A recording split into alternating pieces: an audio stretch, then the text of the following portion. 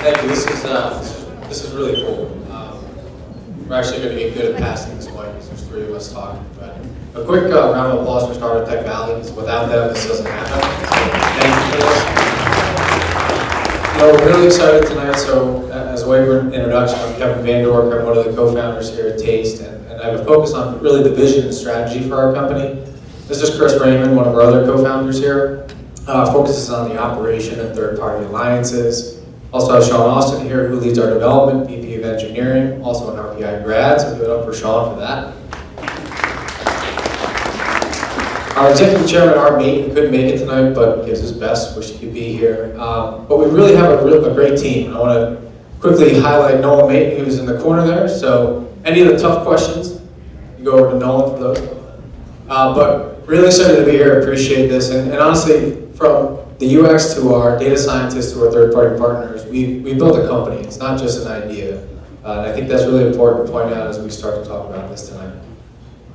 Yeah, so let's get right into it, right? So, show of hands. How many of you out in the audience have dined out at least once in a week? Come on.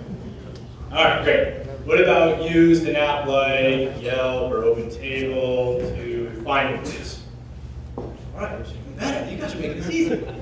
So we have two, right? Well, one of the things that we commonly see as a problem is we have to sort through all of these different lists. We have to go through reviews. And then we find a review from Fred. Who's Fred? We really need to figure out who this guy is, right? So what we wanted to do is we wanted to find out how we can solve this solution and why it takes so long to find the right restaurant. Because 60% of us go out to eat at least once a week. And this is a common problem for many of you here. I think when you think about the way this idea kind of came about, it was years of travel. It was across the country in roles that Chris and I both shared. And the process of finding the right restaurant was painful. It was impersonal. And we really had enough. It was one of those kind of things where we came together and said, if we don't do this, somebody else is going to build it, so let's jump right into it. And it really starts with the process of being able to pull back retroactive transactions. One of the biggest frustrations that we've always had is the inability to remember or recall the places that you've eaten at. In fact, I was just having a conversation at our booth with somebody who said, God, I had this great, this great place in London, I can't recall it. And it really starts there. So if we can pull back transactions, we've got users right now that are pulling up to 500 transactions. We can leverage that data to provide better recommendations. Yeah, and I'm sure that many of you right now are thinking, okay, you're talking about transactions. Does that mean financial?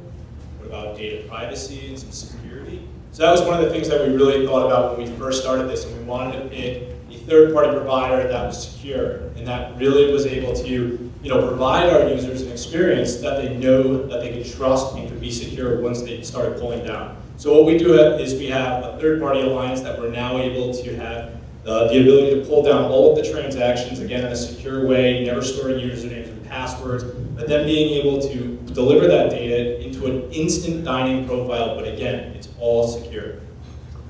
Yeah, there's a special moment that we've actually heard from our guests or our users that talk about the first time they onboard in the solution and they pull back these transactions, and it's this, oh my goodness, look at this information that's so valuable because they haven't been able to recall these places that they've been. They've got these analytics they can leverage. But to Chris's point, I think we believe it's really disruptive in nature. And you think about the first time that you took your Uber ride and you got out of the car and you didn't pay. It felt a little uncomfortable. Or when you booked that Airbnb and you slept in someone else's house. It feels uncomfortable. We feel like the trend in terms of consumers linking information and wanting to leverage personal data for better experiences is really on the rise. We're going to get good at passing this point. So I'm a very nostalgic guy. Going back 10 years, this thing forever, 2008. Two very common activities, two very common products we work with now were totally new to us. Streaming, think about Spotify, Netflix, and a mobile device. We weren't attached beforehand to the mobile device. Fast forward now, 2018, what we're looking at is conversational UI is going to do a very similar thing. So you think about Facebook Messenger, you think about mobile devices like we have here where you can have chat, think about Alexas, you think about home. all these devices are now proliferating and allow you to access it. But where's the opportunity? So we think right now, how we get a recommendation isn't so great. I asked Alexa if Alexa works. Let's check. Based on your taste profile, here are your restaurant recommendations for Troy, New York. For American. So Alexa, skip ahead. This is ours. If you are looking for Italian, check out Lo Portos. Or for Moroccan, Terra's Kitchen. For more recommendations or to ask the Taste Concierge, open the Taste app on your mobile device. Yeah, so it skipped a little bit ahead. Right now, without taste, that experience doesn't happen. You get hit with a, I'm not sure what you want, or it throws a recommendation out that doesn't know anything about you. What we want to do is take the idea of conversational UI and the trends with it, give you an experience that knows you, give you one that's as proliferated as water anywhere you go, and follows you in the way you want. So, concierge in your pocket. So in terms of features and where we are today, I mean, there's a lot that we've got kind of in the hopper that we're going to be deploying here shortly, but really the scalability is endless in terms of what we can do. Right now, the taste is specific about restaurants, but there's no reason why we can't go into hotels, experiences, events. More importantly, we're deploying right now in the States, but there's no reason why we can't flip on that global switch.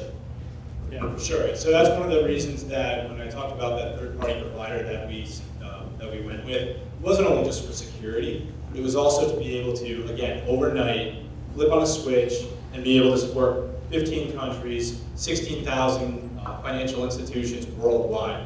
So if you were traveling to the UK and we turned this on tonight, you'd be able to go to the UK and instantly see where you should go to dine tonight or tomorrow. Oh wait, this is me. All right, so competition. Of course we have competition, right? Everybody has competition. One of the things that I think really differentiates us is the competition goes very wide. They need you to produce reviews. Otherwise, it just doesn't work. Whereas we focus on your transactions and your personal preferences. And because of that, we can deliver personalized recommendations, again, based on the most important person, you. I think it's also important to point out the size of the market. I mean, there's over 200 million smartphone right now. I think the demographic with this stat's like 18 to 64, so the market's massive. But the two numbers I really want to point out is for every million taste users that we have, it equates to actually $9 million in revenue annually for us. So some really big numbers there. As far as where we are today, we have completed our friends and family round. We've raised over $160,000. It's allowed us market research. It's allowed us for our prototype, design and redesign, deployment of our beta. We've kicked off our seed round and are in the process of raising $500,000 right now.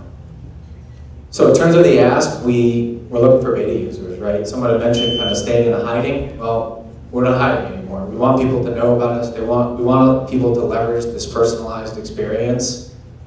So please come over to the booth with any additional questions and sign up for our beta. So thank you.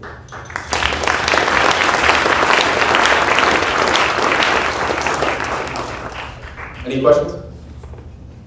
Sure. How do you plan to drive down your cost per acquisition per client? Yeah. So as we grow, one of the key features about choosing the partnerships that we've provided or that we've partnered with is to be able to drive down those costs every time we hit a certain tier. And so by doing so, even though we grow with the user base, we ultimately decline in terms of overall cost. Great question, thank you. Fair. Yeah, so are you charging the restaurants that you make recommendations for or the actual user? No, so that's a good question. Great question, actually. I mean, it's actually a complete shift, right? So today you go on and restaurants are paying for placement. Our model is completely opposite. So it's a freemium model, per se, right? So you download the app, you've got a lot of value. You're only paying for the additional features. So we're not sponsoring restaurants, we're not taking money from advertisements and placement. So the biggest difference I see between you guys and like a Yelp is that in Yelp, people that are motivated talk about the establishment are going to really see reviews. I don't know shit about American food, so I rely on people that are motivated. How do I give good recommendations if I'm not relying on kind of more motivated individuals to review the establishments? So I think the first thing is, do you even review anymore? right? 10 years ago, when there weren't any reviews, anything was better than nothing. Now there's so many reviews that it's just noise. I don't care about, to Chris's point, Fred S. I don't know who Fred S is, right? So if we can pull down your profile and you can populate information and you can connect with people that you care about, the reviews of people that you know, friends, colleagues, and trusted advisors, are the reviews that you see. So users are incentivized to add reviews that only people like you would see. You don't have to be an expert, right? It's if you dined at a restaurant, did you like it? And if it was American, it's going to populate in your profile. So it's a little bit of a different twist than, I'm a power user and I'm a foodie and I want to rate all these restaurants. It's not about that. Did you like it or didn't you like it? And do you want your friends and colleagues to know that that's a place to go or a place to avoid? Excellent. Thank you.